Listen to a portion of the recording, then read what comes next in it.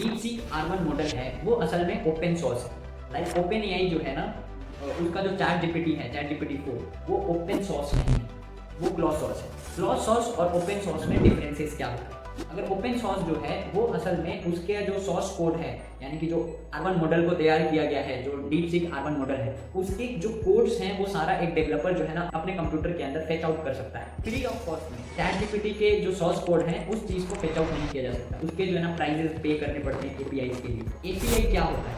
Application programming interface, एक ऐसा system जो कि किसी दो सॉफ्टवेयर को कनेक्ट करता है एक दूसरे से। अगर कोई भी एक डेवलपर है वो अपना कोई वेबसाइट बना रहा है और वो वेबसाइट से अगर किसी थर्ड पार्टी के किसी सॉफ्टवेयर के फीचर्स को फेच आउट करना है तो वो API के थ्रू फेच आउट होता है। यानी कि एक सॉफ्टवेयर के अंदर जो फ्रंट एंड पार्ट है वहाँ पे यूजर कोई भी क्वेरी डालता है तो वो API के थ्रू जो है वो थर्ड पार्टी के पास जाता है, या third party means the software of जो ओपन सोर्स है वो वहाँ पे जाकर के वहाँ पे सर्च करता है अपने रिक्वायर्ड रिजल्ट को, और वो रिजल्ट मिलने के बाद API के थ्रू वापस उस यूजर को शो होता है अपने फ्रंट एंड पे, राइट। तो DeepSeek R1 API को यूज करके कोई भी डेवलपर अपने वेबसाइट के अंदर चैटबॉट बना सकता है। और दूसरी चीज ये है कि जो सजेशंस हैं as a data analysis, e-commerce website जिसके ऊपर अगर डेटा का रिकमेंडेशंस भी देना है, रिकमेंडेशन सिस्टम भी तैयार करना है, तो DeepSeek R1 API को यूज करके फ्री ऑफ कॉस्ट कोई भी डेवलपर अपने सॉफ्टवेयर को कनेक्ट कर सकता है DeepSeek R1 API को यूज करके। बड़ा ही